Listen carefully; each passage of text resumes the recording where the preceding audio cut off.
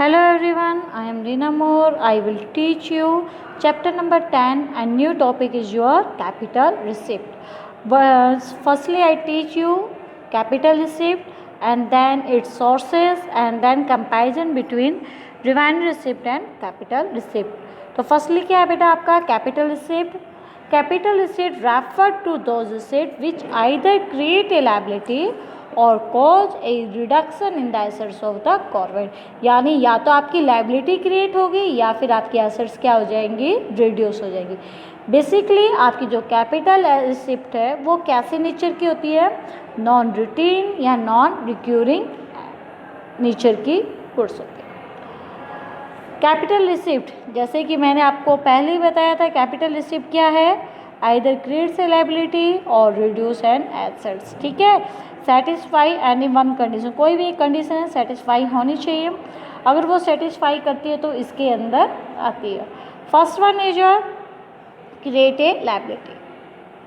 Create a liability कैसे पता लगा, फॉर एग्जाम्पल बोरोइंग. जब हम किसी से रुपए क्या करते हैं, बोरोइंग करते हैं, रुपए उधार लेते हैं या लोन ले रहे हैं, तो जो ये आइटम्स होती है हम गवर्नमेंट से ले, तो हम किसी चीज़ के लिए क्या है, हम लाइबल है, हमें उस चीज़ की क्या है पेमेंट करनी पड़ेगी. एक फिक्स पीरियड है, हमें वो क्या करना पड़ेगा, पेड बैक करना पड़ेगा. जब हमें पे बैक करना पड़ेगा तो इसलिए हमारी वो क्या है, लायबिलिटी क्रिएट हो गई है.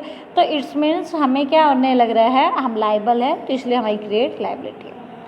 टैक्स रिसीव्ड होता है, वो कौन सी होती है, वो हमारी रेवेन्यू रिसिप्ट है, इसलिए कैपिटल रिसिप्ट के अंदर इंक्लूड नहीं करेंगे. सेकंड कॉजेस क्या है आपका, रिड्यूस एन एसेट्स या decrease an asset. Receipt on sale of share, जब आप क्या कर रहे हो, शेयर को सेल कर रहे हो, उससे रुपए जो अर्न हो रहा है उसके कारण आपकी एसेट्स क्या हो रही है, रिड्यूस हो रही है, तो वो भी किसके अंदर आती है, आपकी कैपिटल रिसिप्ट के अंदर आती है. उसके बाद है next topic is your sources of capital receipt. कहाँ से आपको कैपिटल रिसिप्ट मिल रहे हैं बेसिकली, या फिर हम ये कहें कैपिटल रिसिप्ट को कैसे हम क्लासीफाई कर सकते हैं. बेसिकली 3 ग्रुप्स के अंदर हम उसको क्या करते हैं, क्लासीफाइड करते हैं. फर्स्ट वन इज जो बोरोइंग. बोरोइंग क्या है, हमें funds raise by government, government को फंड्स मिल रहे हैं किसके लिए, जो भी वो एक्सेस एक्सपेंडिचर कर रहे हैं उसके लिए उसे क्या मिलने लग रहे हैं, फंड्स मिल रहे हैं. उसे फंड्स बेसिकली कहाँ से मिल रहे हैं, वो ओपन मार्केट से फंड्स ले रही है, आरबीआई के थ्रू ले रही है, फॉरेन गवर्नमेंट से लोन के फॉर्म में ले रही है, इंटरनेशनल इंस्टीट्यूशन वर्ल्ड बैंक है, आईएमएफ, वहाँ से उसे रुपए मिल रहा है किसके लिए, अपने जो भी वो एक्सेस एक्सपेंडिचर कर रहा है. तो इससे क्या होगा, एक्सेस अभी तो एक्सपेंडिचर कर रहा है, उससे उसकी क्या क्रिएट होगी, liability. Second one is your recovery of loan. Recovery of loan means government है क्या गिवन करती है, grants to various loan to, government grants given कर रही है वेरियस स्टेट गवर्नमेंट की यूटी, और फिर उनकी लोन्स की रिसिप्ट करना. Such a recovery of such loan क्या है, कैपिटल एसेट्स है, क्योंकि इससे आपकी एसेट्स क्या हो रही है, रिड्यूस हो रही है. Third one is your disinvestment. Disinvestment क्या होता है बेटा, बेसिकली डिसइन्वेस्टमेंट मीन्स क्या होता है, refer to withdrawal of existing investment. यानी जो आपकी इन्वेस्टमेंट है जहाँ पर हमने फिलहाल है उसमें से आप क्या कर रहे हो, कुछ विड्रॉल कर रहे हो, कुछ निकाल रहे हो, या फिर ये कहे गवर्नमेंट सेल कर रही है अपने शेयर को public sector enterprise to private, वो क्या होता है आपकी डिसइन्वेस्टमेंट. यानी अपना कुछ पार्ट पब्लिक सेक्टर सेल कर रही है किसको, प्राइवेट सेक्टर को, वो आते हैं आपकी किसके अंदर, डिसइन्वेस्टमेंट के अंदर आती है.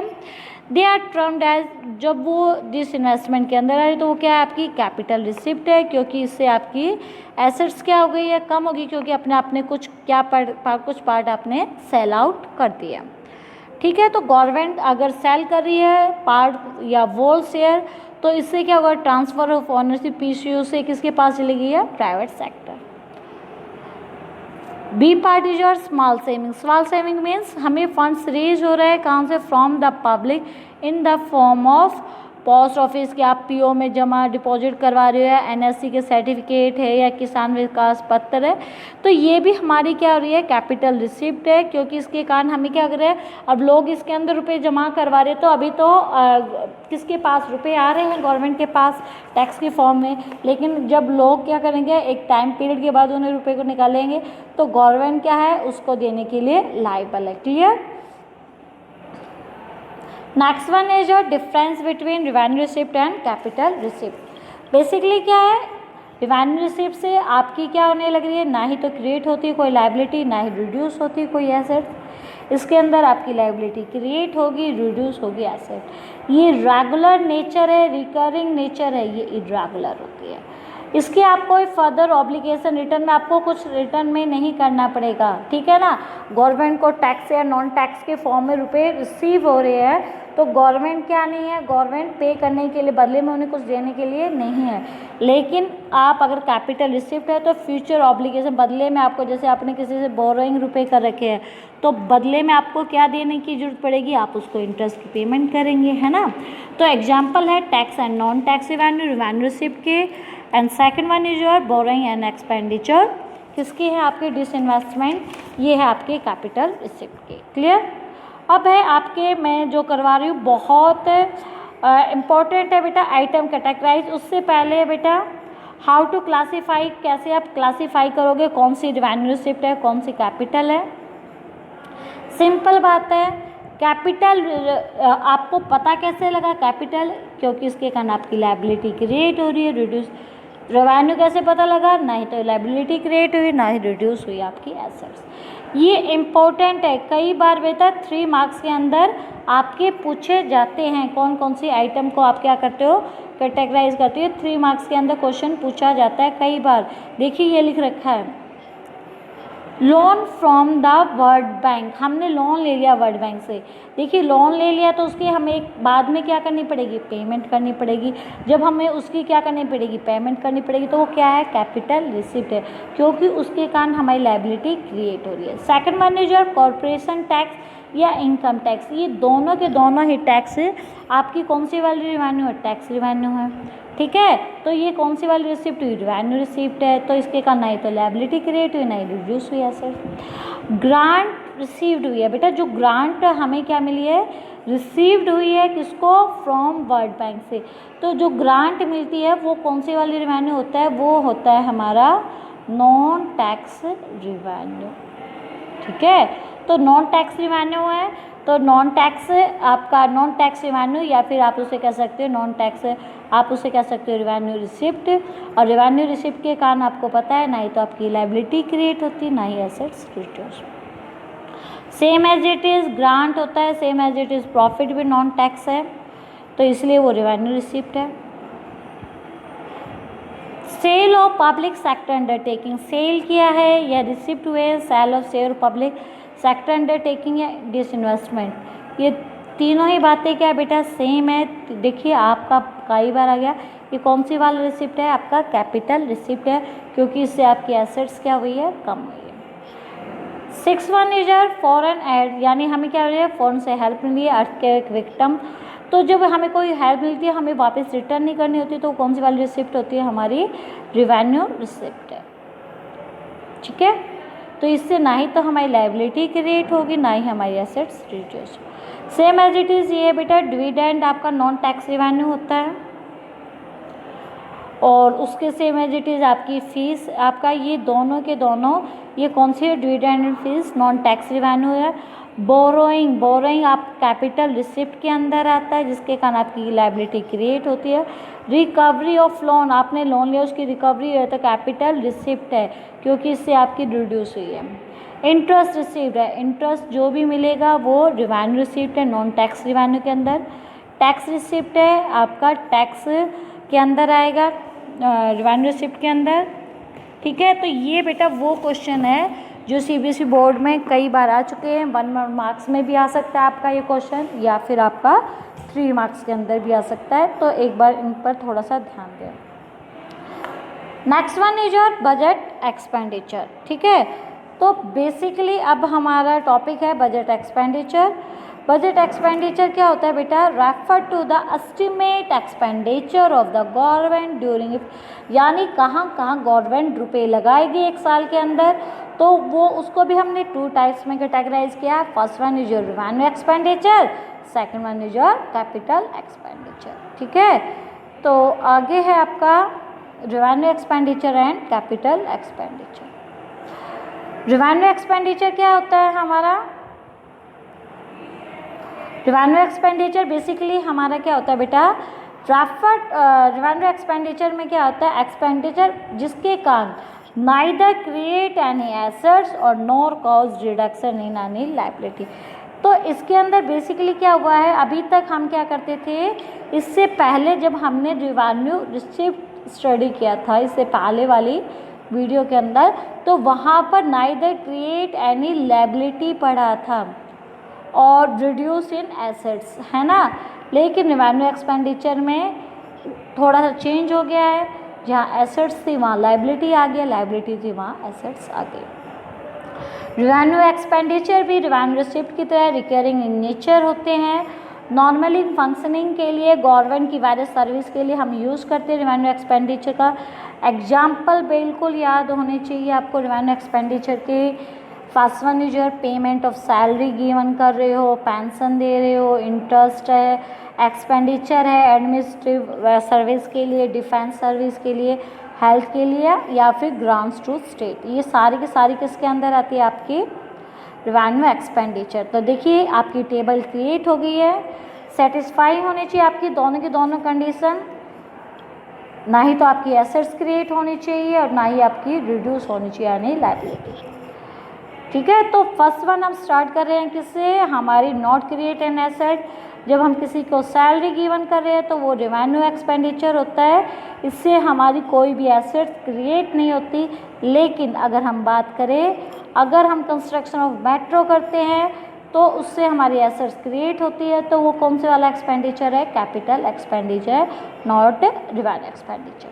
सेकंड कंडीशन क्या है हमारी? रिड्यूस नहीं होनी चाहिए, लायबिलिटी डिक्रीज नहीं होनी चाहिए। रीपेमेंट ऑफ बोरोइंग, हमने रीपेमेंट किया बोरोइंग की, तो वो कौन से वाला एक्सपेंडिचर नहीं? रेवेन्यू एक्सपेंडिचर नहीं है। ठीक है, उसके बाद है next one is your capital expenditure. Capital expenditure क्या है? जिसके कारण आपकी क्या क्रिएट होगी? आपकी एसेट्स भी क्रिएट होगी और रिडक्शन इन लायबिलिटी। तो इनमें से आपकी एक कंडीशन सेटिस्फाई होनी चाहिए, या तो एसेट्स क्रिएट होनी चाहिए या फिर आपकी लायबिलिटी रिड्यूस होनी चाहिए।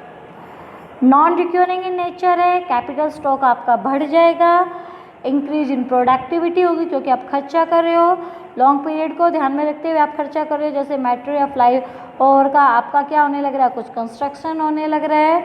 इवन क्या होने लग रहा है? इस तरह के खर्चे के लिए कौन दे रहा है? लोन दे रहा है। किसकी तरफ से आपको लोन रिसीव हो रहा है? यूटी की तरफ से आपको लोन मिल रहा है। एक्सपेंडिचर और रोड्स पर, फ्लाईओवर पर, फैक्ट्रीज, मशीनरी, ये सारे इसी के अंदर आते हैं। ठीक है, आपकी दो कंडीशन है कैपिटल एक्सपेंडिचर की, कोई भी एक सेटिस्फाई होनी चाहिए। जैसे first one is create an assets के अंदर है, मेट्रो आपका अगर कंस्ट्रक्ट कर रहे हो, कोई फ्लाईओवर बना रहे हो, कोई भी रोड बना रहे हो, वो कौन सा आता है? आपका कैपिटल एक्सपेंडिचर है। ठीक है, लेकिन अगर सैलरी पेड कर रहे हो तो वो कौन से वाला खर्चा है? आपका रेवेन्यू एक्सपेंडिचर है। क्लियर? सेकंड वन है आपकी लायबिलिटी क्या होनी चाहिए? डिक्रीज होनी चाहिए। अगर आप रीपेमेंट ऑफ बोरोइंग कर रहे हो तो कैपिटल एक्सपेंडिचर है। ठीक है, क्योंकि इससे हमारी लायबिलिटी रिड्यूस। अब हम क्या करेंगे? दोनों के बीच में डिफरेंस स्टडी कर रहे हैं। बेसिकली किसके हैं बीच में? Revenue expenditure and capital expenditure. हमारा जो रेवेन्यू एक्सपेंडिचर है वो कैसा होता है? बेसिकली इसके अंदर क्या है? हमारी कंडीशन फुलफिल होनी चाहिए। हमारी कौन सी वाली कंडीशन फुलफिल होनी चाहिए? Neither create any assets and neither reduce any liability. इसके अंदर क्या है? एसेट्स भी क्रिएट होगी, रिड्यूस आपकी लायबिलिटी होगी। नॉर्मल रनिंग, आप बिजनेस को रनिंग करने के लिए प्रोविजन बनाते हो। इसके अंदर क्या होता है? आप एक्यूज करोगे एसेट्स को ग्रांट्स लोन के द्वारा। ये नॉन रिक्योरिंग नेचर है, इसका रिक्योरिंग नेचर है। ठीक है, रेवेन्यू जो आपका एक्सपेंडिचर है उसके अंदर क्या आता है बेटा? सैलरी, पेंशन, इंटरेस्ट, आप रीपेमेंट ऑफ बोरोइंग है, आप कोई भी एसेट्स को एक्विजिशन कर रहे हो फ्लाईओवर बना रहे हो, रोड्स बना रहे हो, वो कौन सा खर्चा होता है आपका? Capital expenditure. आप क्लास से क्लासीफाई करोगे कि कौन सा रिवेन्यू, कौन सा कैपिटल एक्सपेंडिचर है। जब हमारी एसेट्स क्रिएट हो रही है, रिड्यूस लायबिलिटी हो रही है, तो इसमें कैपिटल एक्सपेंडिचर है। ना ही आपकी एसेट्स क्रिएट हो रही है, ना ही लायबिलिटी रिड्यूस हो रही है, तो वो कौन से वाला? Revenue expenditure.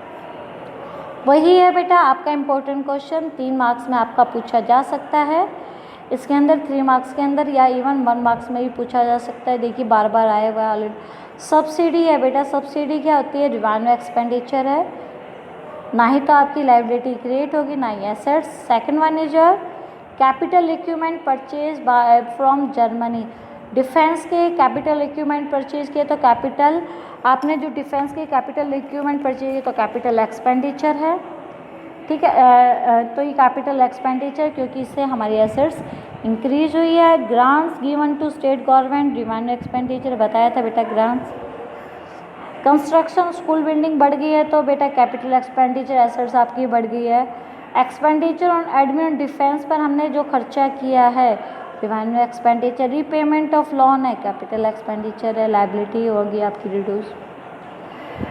एक्सपेंडिचर और बिल्डिंग और ब्रिज तो हमारा कौन सा? कैपिटल है, ठीक है ना। सेम एज इट इज़ है आपका salary to staff of government hospital, उनको हमने पेमेंट कर दिया है, रिवेन्यू एक्सपेंडिचर है। 20 क्रेन बनवा लिए बेटा कंस्ट्रक्शन ऑफ फ्लाईओवर के लिए, कैपिटल एक्सपेंडिचर है। हमने यूएसए से अमाउंट दी थी, उसकी रीपेड कर दी है, कैपिटल एक्सपेंडिचर, क्योंकि आपकी लायबिलिटी क्या होगी? रिड्यूस हो गई है, ठीक है। अब उसके बाद है नेक्स्ट टॉपिक हम स्टडी करेंगे, टाइप्स ऑफ बजट स्टडी कर लेते हैं। बेसिकली हम क्या कर रहे हैं? हम बजट्स के टाइप स्टडी कर रहे हैं। इसके अंदर आपके 3 बजट्स के बारे में बताया गया है, बैलेंस बजट, सरप्लस बजट और डिफिसिट बजट। जो भी आपका बजट होता है वो बेसिकली डिफरेंस किसका होता है? रिसिप्ट में से आपको एक्सपेंडिचर माइनस करना होता है, R-8। ये कई बार क्या होता है, जो रिसिप्ट एक्सपेंडिचर बैलेंस भी हो सकता है, सरप्लस भी हो सकता है, डिफिसिट, तीनों ही कंडीशन। बैलेंस कब होगा? गवर्नमेंट बजट को हम बैलेंस बजट कब कहते हैं? जब हमारे जो एस्टिमेटेड ई लगा लेते हैं, estimated receipt is equal to estimated expenditure, ठीक है, तब हमारा होता है balance budget. Second one is your surplus budget. Surplus budget कब होगा? जब हमारी estimated receipt is greater than estimated expenditure, ठीक है। डिफिसिट बजट कब होगा? जब हमारी estimated receipt is less than estimated expenditure. तो ये थे हमारे types of budget. Next video में, नेक्स्ट क्लास के अंदर हम स्टडी करेंगे मेजर्स ऑफ गवर्नमेंट डिफिसिट के रिगार्डिंग, ठीक है। आज के लिए केवल इतना ही। अभी मैं वीडियो को क्या कर रही हूँ? साइन आउट कर रही हूँ। आज के लिए ओके।